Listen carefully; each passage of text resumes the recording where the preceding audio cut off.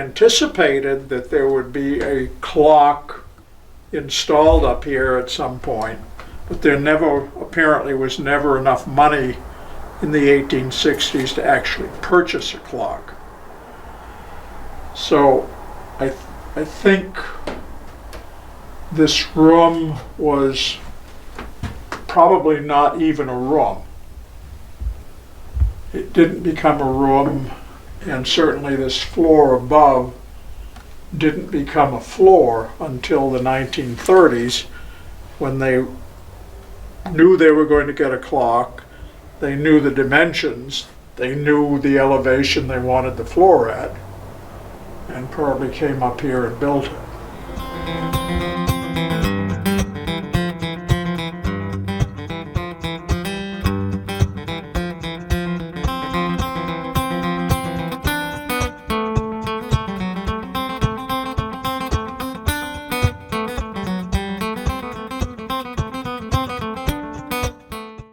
This big square timber in this corner and one just like it over here, they are 10 by 10 or 10 by 12s. They're pretty big. They are holding up everything, almost everything in the tower. So they're pretty rugged. They both bear down on another timber which is laid out horizontally, and that's going to be one of the most difficult ones to repair. I think it definitely has to come out and be replaced, but in order to do that, the entire weight of half of the tower has to be taken off that timber so it can be removed. There are 8 of these that look like they're out of kilter, but they are intentionally angled this way. These 2 are 2 of the 8 timbers like that all go up the full height of the belfry. If you looked at the belfry from outside, it would be obvious that the belfry has 8 sides. And so these 8 timbers at an odd angle down here are forming the corner posts of that 8-sided structure.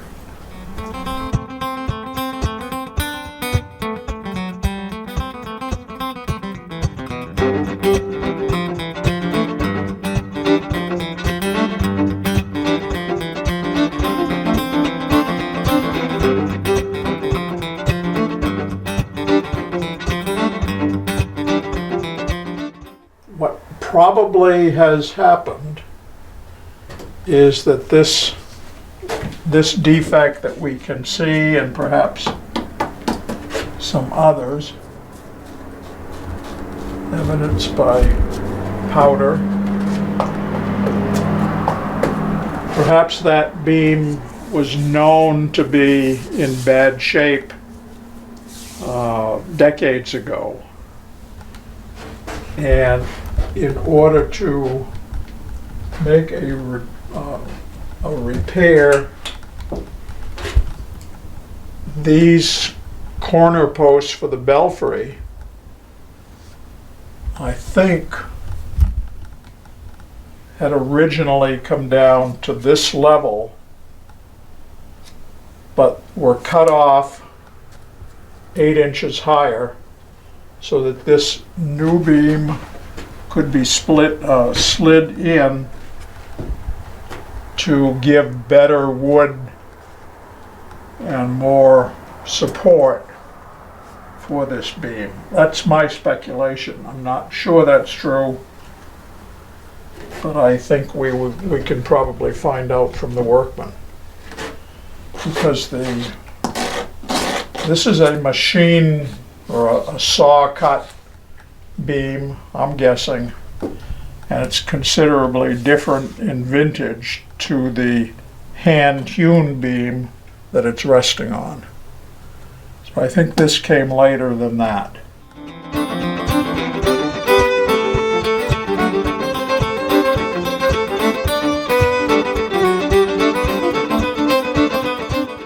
There are hooks, two hooks here, and I think that has to do with a set of pulleys, reduction pulleys, that held the weights, were suspended by a cable so that the weights were free to fall down this runway, which is nothing other than a definition of the path that the weights would take.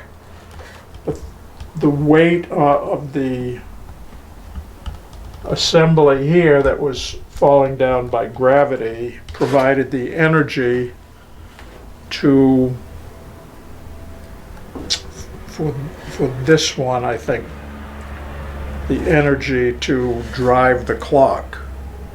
All of the gears that were in the clock works, which in turn provided the energy to drive three separate drive shafts which came off the clock, one going through the wall, out through the tower, to drive the hands of the dial on the south side of the clock tower. One more hole here which went to the east facing clock dial, and a third now plugged up with foam to drive the north dial. There was no dial installed on the north side of the tower, since the north just looks out to the woods and over the top of the building. It wouldn't alert anyone to the time out there, other than maybe the bluebirds. There are four main support columns, these two out front that we've looked at, that go down and bear on a timber just above where the masonry stops. But there are two similar timbers back here in the corner. One there you're looking at, and another to the left.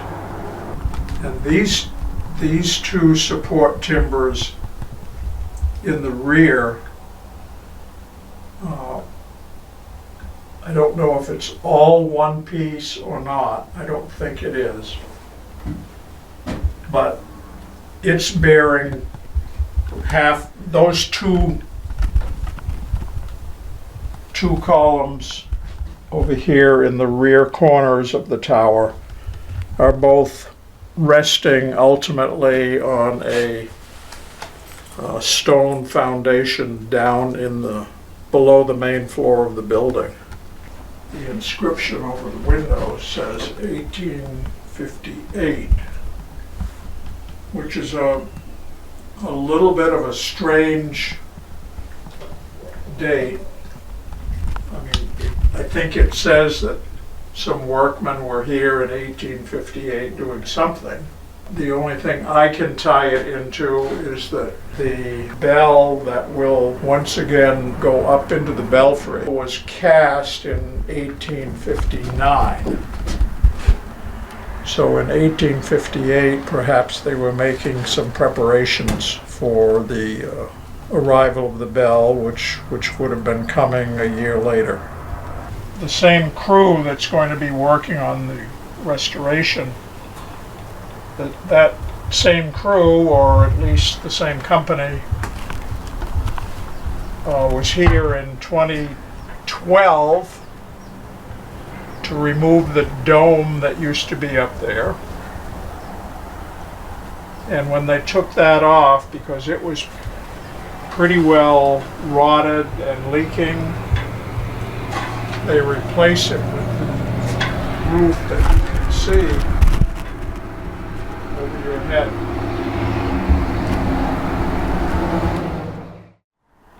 bell actually sits on this roof, under this fabric is,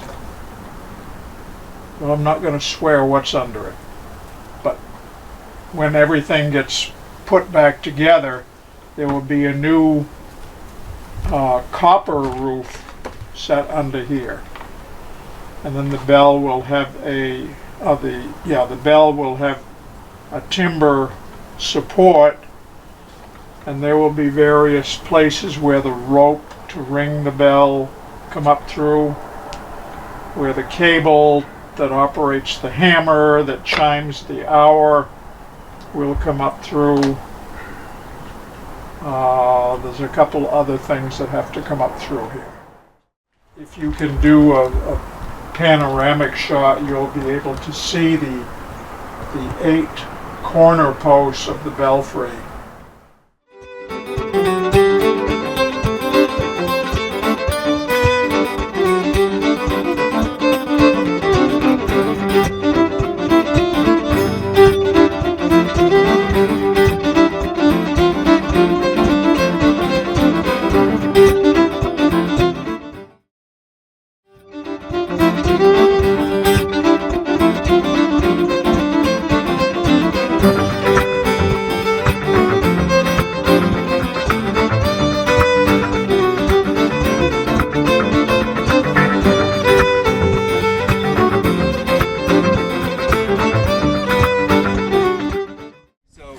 We're right above the level, so I think the bed timbers, those are what the belfry posts are sitting on. Right. Those are the 8. I would say they're right around here. Okay. Yeah. Those are the 8s that's in an octagon. Yes, the Those posts. ones. There's 8 of them coming up. Right. Exactly. What we did find that was interesting was that these sheathing boards are nailed onto studs, which are themselves nailed onto those timbers. So there was a lot of room in between the sheathing and the timbers. So I think whatever damage was happening to the timbers was happening sort of independently of damage to the sheathing for different reasons. Oh, okay. Yeah, so we haven't found yet a lot of damage right where those rotten bed framing was. So I think we just removed enough from it where it didn't impact it that much. Nice. Which is nice, yeah. It is. Watch out for. So these boards are sawn. These are all up and down sash sawn, yeah. You can kind of tell. I don't know if you can kind of see the pattern on it, but just see all these lines. And that's a saw that's sort of in a frame. Goes up and down, a mill turns the wheel, sort of goes up and down and saws a little bit every time. So you get maybe like a 1/8 of an inch, 1/4 inch per saw. Nice. Yep. Thanks. Yeah, there's the clock holes up here. And looks like there was a little bit of repair done below the clock. We're probably going to be taking some of these off so that we can move materials in and out of the building for the big pieces of framing. And this level we can go all the way around. Watch your step here. And there you can see more bed timbers. So we were a level down. So here we go. Here's a bed timber that will be replaced. If you come around this way, you can see that belfry post come down onto it. You can see that connection. A little bit dodgy. Yep. Good shot there. Thank you.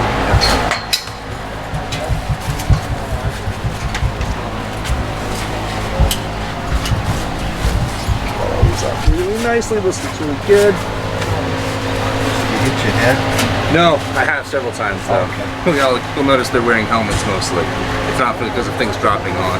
That big lug right there. These aren't great either.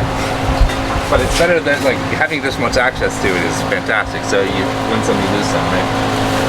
This is a great feature because it does get very hot in church towers.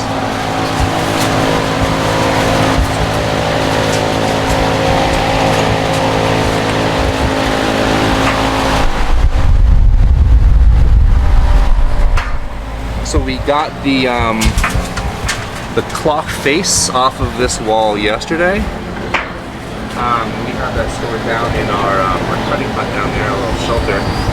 So we can go take a look at that. But we did get a video of it. If you'd like, we can send that to you. And we got some pictures as well. Nice. Yeah. Yeah, we can incorporate all. Yeah, of we it. were able to get it off in one large piece.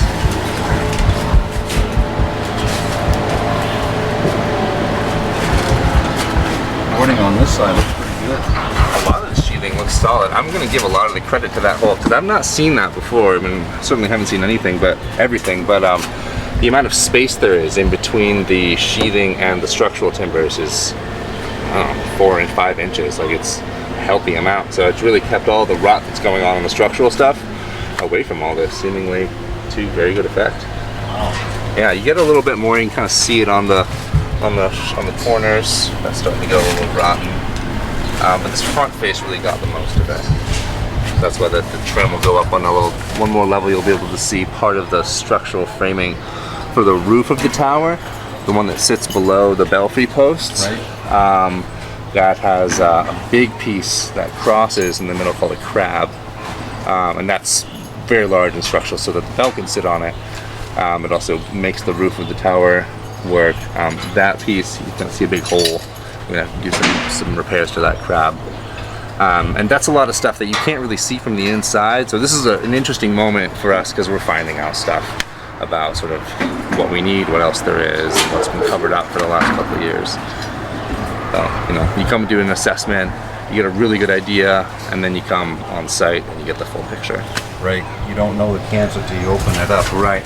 You can see over here, we're gonna get probably another lid for that, but this is all the original trim that we got off the top of the belfry posts.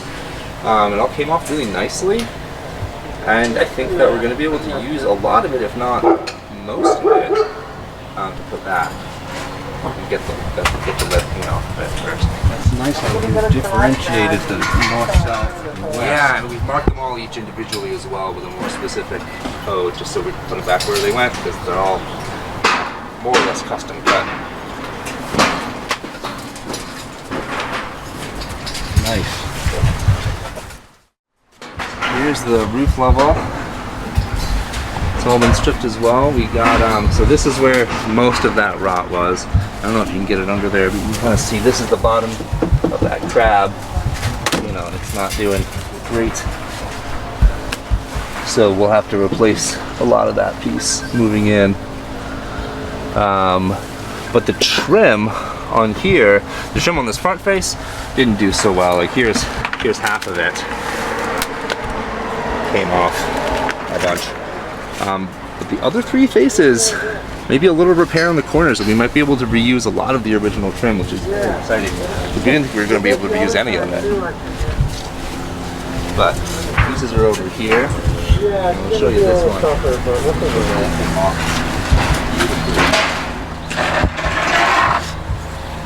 This may only be deeply exciting to me, but this is that's the sort of sprung angle of the trim. So it was this was just an empty space behind there, and that was sort of nailed there, and you can kind of see the nails going down. And this just as good as the day was put on. It's really nice. We just get the paint off it and it'll go right back on. It's lovely. And this must have been lead covering. What is that? Yeah, I think it's just galvanized steel. But so this whole roof is coming off and getting it swapped out for something else. Copper, I believe. Yep. And we'll remake a lot of the old roof system. That crab repair is going to be part of that, so that'll be good. The belfry posts, one more level up, look like they're in really good condition. See little weird idiosyncrasies with them, but I don't think that they need tons of repair. Down into the tower, they definitely will, just because it's going to be where they were sitting on the bed timbers. I think the water ran down the belfry posts onto the bed timbers. So it ran off the belfry posts, but it settled on the bed timbers. So the bottoms of the posts are pretty bad, and then the bed timbers themselves are pretty bad.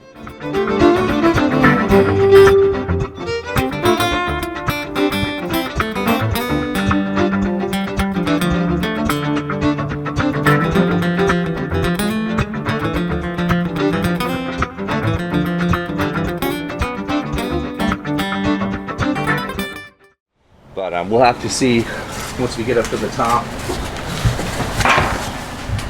what the tops of the posts are looking like. There's a lot to sort of remake up there with the additional crab is going to be attaching. So any structural piece that attaches the tops of posts in sort of small structure, specifically a church or like a cupola, is called a crab. So this church house is going to have 2 of them, and the second one we're going to make, it's going to be attaching these 8 belfry posts, and on top of that you're going to have the attachment for the spire to sit on. So we're going to get to that point, and then the spire is being cut and will be ready, I think, come springtime. So we'll come back and put the spire on and put the trim on and button it up. This post is interesting. This one looks like it's hewn all 4 sides. I'm going to count this as a side. And then they found it somewhere else. There's some random mortise down there for some reason. I don't know if the other posts have it. It's on the inside here. But this looks like it was either replaced or just originally someone had an extra post laying around and they reused it. You see it all the time with old frames, especially a nice long piece of wood like this. I'll let it go to the waste if it can just be reconfigured into a post. But the rest of them, you can see here, that same kind of up and down water sawn, those lines coming across, and that has this on the back, the 2 sides, but not on the 2 pentagonal faces, the 2 sort of angled faces. Those are both hewn. So it was quicker to hew them back then in those days, because you could cut square on a saw, but you couldn't really cut angled, right? Not in the way you can these days. So that's an interesting moment with these. And you can see these little depressions here. Those are for struts coming down that are going to support that upper crab or go up into the steeple. So with church towers, you see it all the time. The top below telescopes into the part. So the top above telescopes into the part below. And so it's like all little nesting boxes all the way up. And so the same is going to be true with the steeple coming up in. The move there is to sort of get a small drill bit, get it into the post, and then look at the material that comes out. You know, you can see as much as you can from the outside, but you got to look at the bottom of a post, or you look at the top of the post, and you'll know a lot more. So getting into the middle of it, just try drilling boreholes, works really well. And yeah, and that's the piece, and you can kind of see it over there, right? It's darkening up over there. Yeah. So that whole, I would imagine, that whole thing is just hollow. There's nothing inside.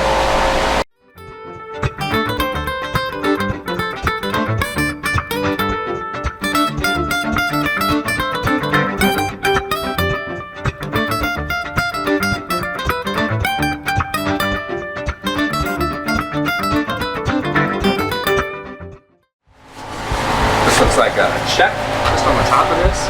That's wrong check in the wrong place, opened up, and the water comes pouring down here and just sort of rides along, gets into the whole thing.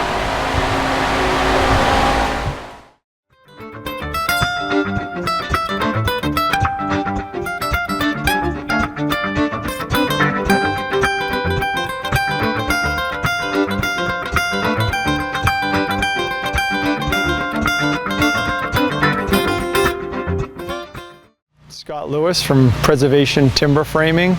We're here at the Reedfield Union Meeting House doing structural tower repairs, belfry structural tower repairs, and preparing those 2 for the new spire. So we can take a walk up through. So we first came to the Reedfield Union Meeting House I think maybe 2011 or 2012, and took off a badly deteriorated dome, which was the 2nd generation of what was on top of the belfry and tower spire. The spire had fallen off in the early 1900s. They had replaced it with a dome. That was badly deteriorated. We took that off in, I think, 2011, 2012, and made it weather tight, and then have been working with the building committee and the church regarding the work that needed to be done, not only in the tower but also in the basement, which holds up all of the tower framing as well. So early on, one of the first things that happened was, so all of the tower weight travels down through the building to the undercarriage, and some of the undercarriage needed to be replaced. So an entire new undercarriage and floor has been put underneath the sanctuary without taking up the original floor that was there. It was done from the underside. That gave us the proper structure and footings that were required to point load all of the weight from the spire, belfry, and tower all the way down through the building. So this is our kind of the start of our work site area. A little bit of the demo debris that came out in the last week or so. We have replacement parts here for both the tower and the belfry. That could be anything from sills to girts to braces, plates, things that needed, were rotten we found during our assessment. We order the timbers, have them ready, and then kind of take off all that we need to expose those, and then duplicate the joinery that was there. Traditional joinery is used, mortise and tenon. We do use power tools to create these, but we do strictly deal with historic joinery, mortise and tenon joinery. If we have to fix something, we use an appropriate historical fix, some sort of scarf joint. If we need a tension connection, we do that with the timber. All of the timber that we deal with, mostly in churches and buildings of this, is softwood. You will find some hardwood braces, but most of it is softwood. Pine or hemlock, sometimes some spruce. Most everything we work with is pine, so this is eastern white pine here. We did find some hardwood bracing when we were kind of peeling things back. It was actually maple, which we haven't seen a lot of maple braces. We'll do, more than likely, if we have to replace something, we'll replace it with oak. Oak's a little more readily available for us, and certainly still provides the hardwood aspects and the structure needed to put those back, and try to stay in kind as much as possible. Like I said, this is kind of the start of our work area, some extra timbers. We do have a small lull that we keep on site, helps us move things around. We set up a little temporary timber frame cutting hut. It kind of keeps things dry, keeps us out of the sun, out of the rain, gives us a nice area to kind of work, to do the things that we need to do. Try to do as much as possible on the ground, but with church work, we are going to be in the air, cutting joinery in place, and that's just kind of the way it is. We know that, but if we can cut as much of it on the ground and stay on the ground, it's much more efficient. So we can take a walk up through the spire. So in order to do the work that we need to do, especially at the heights with church work and tower and belfry, we have the building professionally staged. This is ring lock structural staging. It provides us not only the access we need, but if we also need to rig something, to hold something in place, we can do it off the staging as it is a structural staging.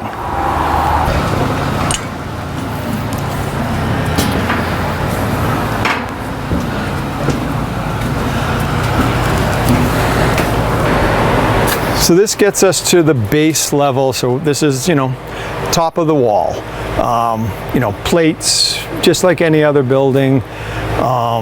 This is kind of where the roof moves up from here. So this is where the tower starts and then works its way up through to the belfry and the spire. When we arrived, we've done a lot of kind of cleaning out of some areas to gain access to see what we needed to work with. We did do an assessment of the building 5 or 6 years ago, so we had a really good idea of what was going on. but there's always surprises in historic preservation. We did know we had to replace the tower sill, which we have done. You can see that, replace in kind with a pine timber. We rigged the tower posts off this staging. So we had some, material coming across here and put a bracket and a jack on those posts and jacked it up just enough to create a break so that we could get the old sill out and get the new one in. Usually it's between 1/8 to 1/4 of an inch, not a significant amount.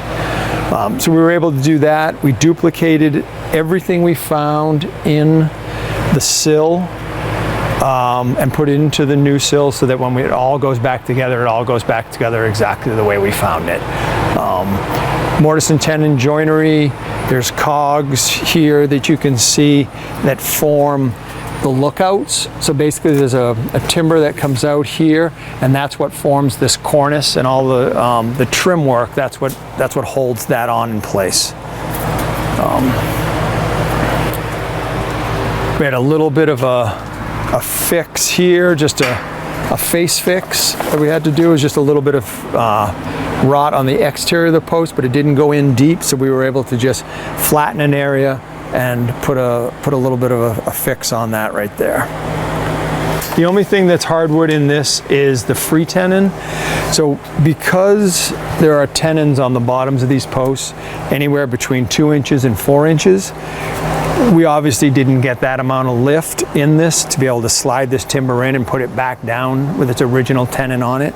So what we do is take that tenon off, we slide the new sill in, and then we cut a slot and put a hardwood free tenon in there. So there is a tenon in here that goes into this so that there is a positive connection between the post and the sill so that it can't move around. We always, most everything that you find in a timber frame is pinned with a wooden pegs or wooden dowels, anywhere between 3/4 and trunnels up to 2 inches. So we did, we used a structural screw, but we also put back wooden pegs, just because they were there. So we put them back just so that they're there.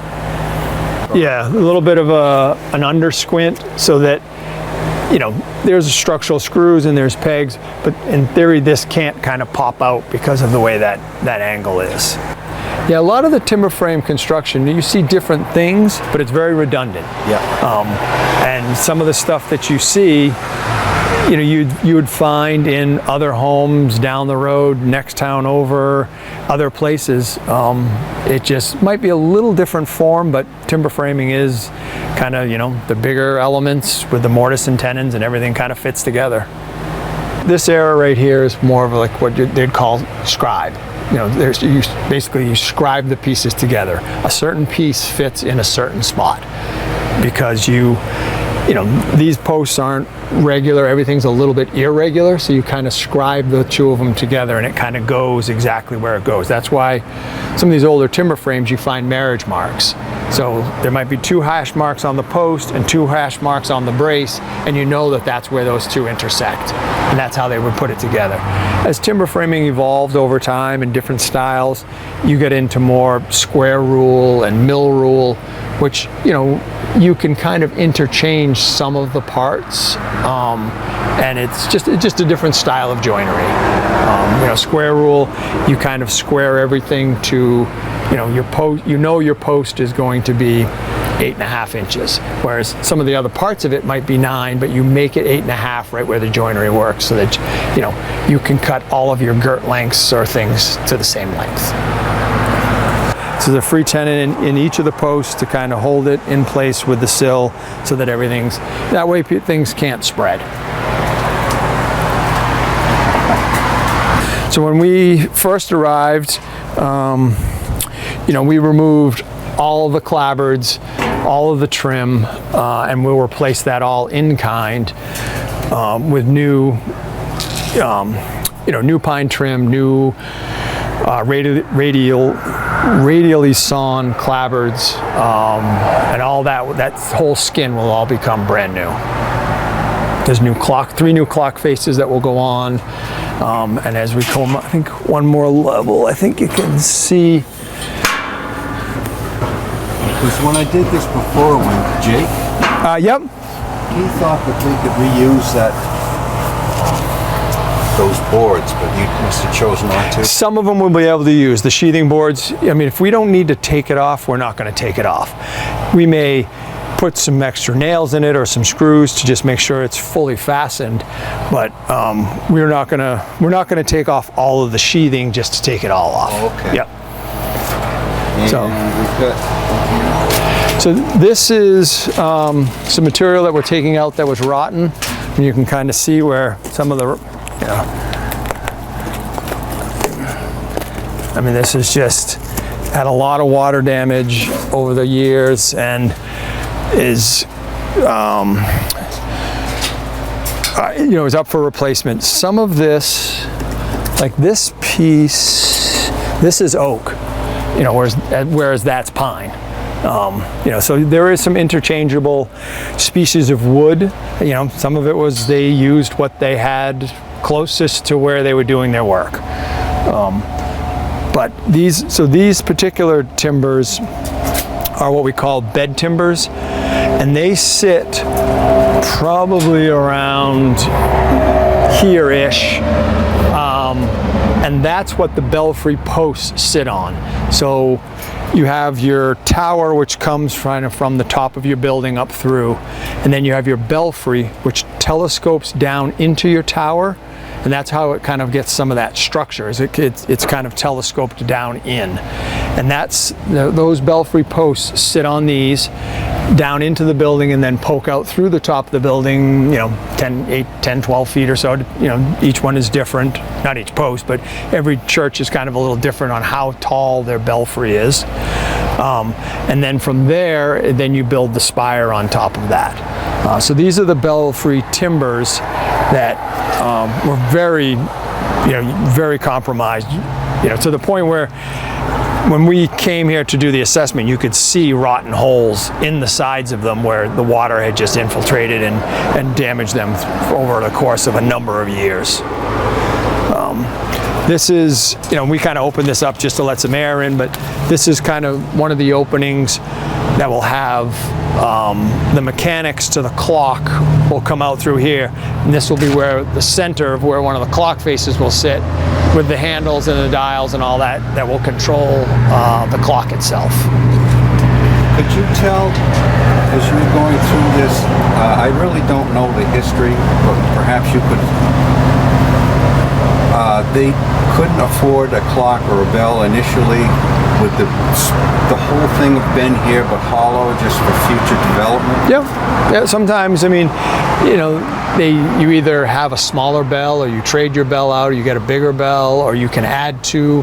But a lot of times these towers were built and you can kind of see where things were added to them afterwards.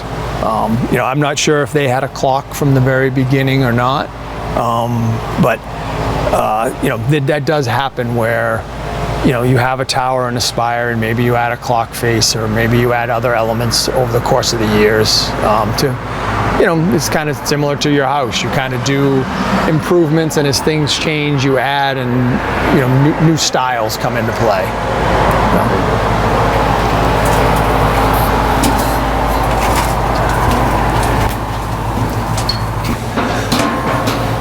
So we're coming up now to, so this is the top of the tower box. Just like any other building, the top of the box, here we have the plates, and then the roof sits on the plates. This happens to be a hip roof. As you can see, quite a bit of damage to the roof itself, so we'll have to replace all of this. There's quite a bit of damage to the plates, so I think we're replacing 3 out of the 4 plates as well. Not uncommon to find, the damage that we're finding. It really, some of this comes down to flashing details, and especially with church towers, belfry spires, the flashing becomes as important as anything. because you can do all of this, and if it's not flashed properly, you're just finding water infiltration that's coming in, and once water starts to come in, it just sits in places, and you end up with hollowed out timbers like this. There is a trickiness to the flashing detail because you do have penetrations coming through your roof, not very similar to penetrations where you'd have a chimney coming through a house roof. You need to flash it properly so that it doesn't leak. And these posts, there'll be a copper roof on here, and these posts will be flashed with a flashing that turns up the post, and then there's a wooden detail that comes over this as the counter flash. So water can't get up and behind and then come behind that flashing. So it's a system that will keep this weather tight for a number of years. And with the copper is, the longevity of the copper roof, as long as it's not punctured, is amazing. That's why we always recommend for tower roofs to be done in copper. Most of the time your belfry roofs are about a 2-3 pitch. Very shallow, but enough so that it will shed the water. So this is, this might be a 2 or a 3, very, very slight, but enough just to kind of keep the water to run off.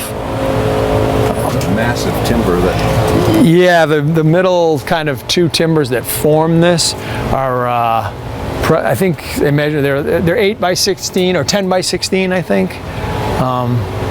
So I get a full 10 by 16 and then cut your taper into it for your pitch of your roof.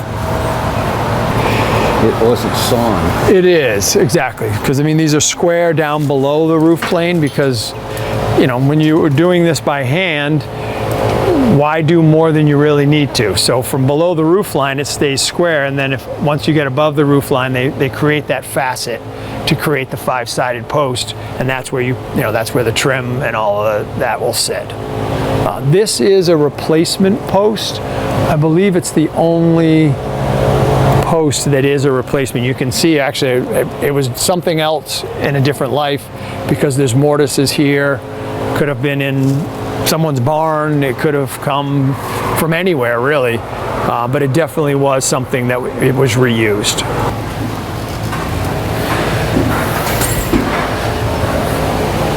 So this gets us to the top of the belfry. This will be where your new spire will sit. There's nothing here right now. We will introduce what's called the spire crab, and that's basically a set of timbers not unsimilar to the way the roof looks down below, that form kind of the octagon shape of the spire. So every one of the spire is made up of 8 spire rafters. Every one of those rafters will come into this crab, and then this crab will be flown up and sit on top of these belfry posts. And then it's trimmed and clad, and then all of that trim and cladding work themselves all the way down to the base of the tower.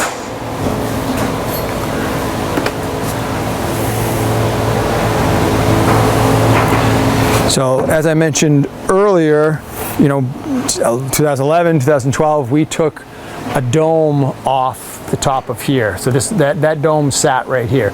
We took that off, and then this roof that's above us right now, we made as a temporary roof and sat it back down on these posts and bound that down as a layer of protection with to protect these belfry posts and protect the roof below until we were able to come and do our work.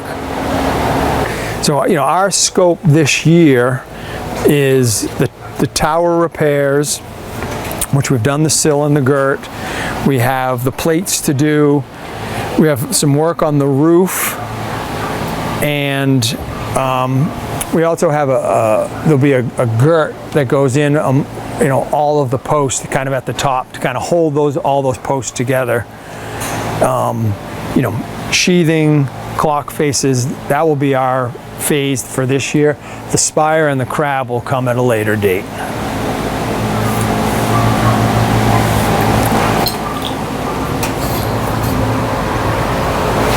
As you can see, it's, you know, we've got multiple layers of efforts to try to make sure to keep everything dry. Yes. Not, you know, more dry, everything that's down in the sanctuary, you know, the painting, the plaster, all of that type of stuff. So, you know, we have a tarp, we have plastic, we still keep this, we took the temporary roof off the top of these posts, but wanted to still keep it up here as a protection. So, you know, we've dropped plastic around here to kind of keep everything as dry as possible. I think they're probably getting close to maybe doing a little bit of rigging to, you know, to take that roof apart. You know, all of those pieces that are joined, you know, where it comes into that center, all need to be lifted out of there, labeled, and you know, either saved to be reused or documented to be duplicated in a repair process. So when we're done with phase one, at that point we will have, you know, if we went all the way back down to the top of the, you know, the box, the top of the sanctuary box where the tower starts, that will all have sheathing, new clapboards, new trim, all, you know, weather tight. It will come up to the tower roof level, which is here, you know, below in here. That will have a brand new copper roof, so that will be weather tight. So at that point, the sanctuary and what the interior portion of it is weather tight. What is still exposed are the 8 posts right here, and what we'll do is just bring the temporary roof back down onto the top of the 8 posts, bind it back down for the winter, and then when we come back the following spring, early summer, we will then remove that roof completely, fly the bell in, do some of the other things, and you know, the spire will have been pre-cut. We'll assemble it in the yard and fly that up, put it on top, and then trim it out. Copper comes down over that trim, integrates into the top of the belfry, and at that point we're pretty much done. You know, it's a little ways to go, but it's you know, definitely are seeing the light at the end of the tunnel.